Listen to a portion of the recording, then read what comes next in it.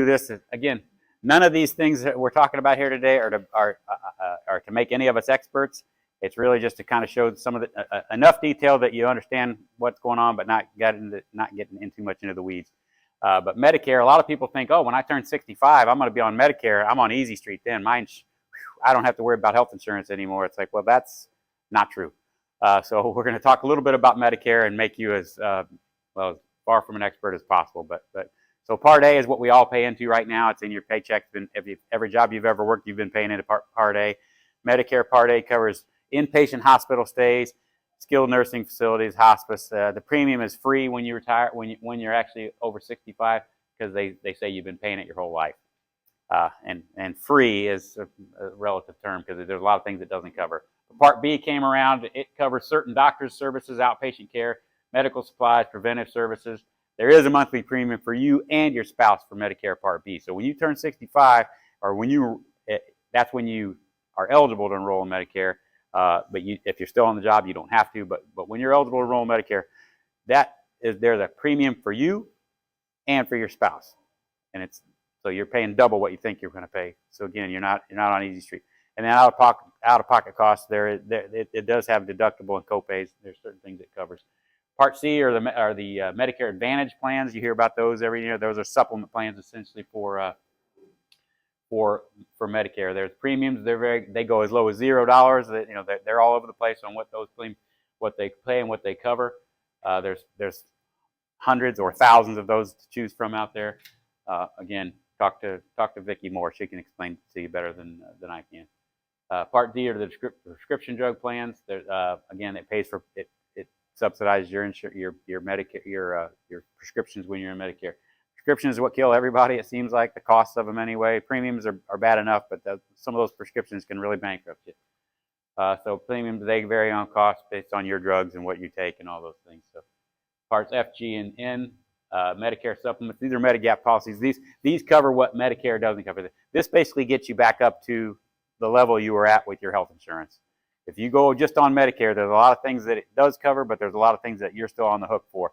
These Part F and Part G and Part N plans, they pay all the other stuff, but they get you back up like I said, like you're on your regular insurance. Medigap policies, they supplement the original Medicare. You pay private insurance companies a monthly premium for your policy. Your pay is in addition to your Part B.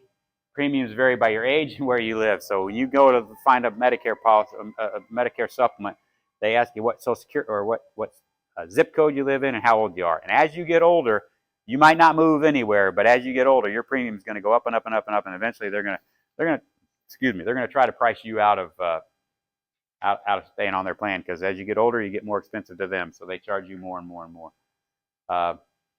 It only covers one person, so if you and your spouse both want it, you each have to buy separate policies, and you still need Medicare drug coverage in addition to these plans. So again, your Social Security, if you get Social Security, your Part B premium is deducted automatically from your benefits and your payment, and if you don't get benefit, they'll figure out a way to send you a bill. But so the pros of Medicare's consideration is premiums are deducted from your Social Security. Not a pro of Medicare, but a pro of the PEP is you can use this to pay for those Medicare premiums. So this is one way. That's another thing to do with that PEP. So again, it's like how much is too much in your PEP? How long are you going to live? Because you're going to have these expenses for a long time. Things to think about: your Part B premiums are income based, so your premiums can go up based if you're a high earner when you retire, your premiums are even higher and higher and higher. We've got a couple of retirees that like to complain about that. They make so much money that they pay a lot in Medicare. Those are good problems to have, though. The premiums again are for you and your spouse. So you got to, I'm 65. We're both 65. We're on Medicare. We're on Easy Street. You're gonna have a lot of expenses still when you're no longer on you're no longer on our insurance. Has limitations. Supplements have additional premiums, and if you haven't earned Social Security benefits, you will be billed for it. So this is just a quick, again, not too much detail, but yes, sir. Quick question on the Part B premiums. That's throughout your entire life, right? Yeah. And then is that based on work income or any investment income? all your income for that year. And I got an illustration here in the next slide or two, but yeah. So this just shows you what your Part A, that's free because you've been paying for it your whole life, but you still got a deductible. You're on hook for the first $1,600, and then they pay a certain amount for the day 61 through 90, and you know, they have lifetime benefits. You know, and so again, not to make you an expert, just to show you there's hundreds or thousands of dollars that you will have to pay even when you have Medicare coming out of your pocket. Premiums for Part B. This is where we're getting at. If you earn between 106 or 212, if you're single or family, if you earn that, anything under that, your premium is this $185 per person per month.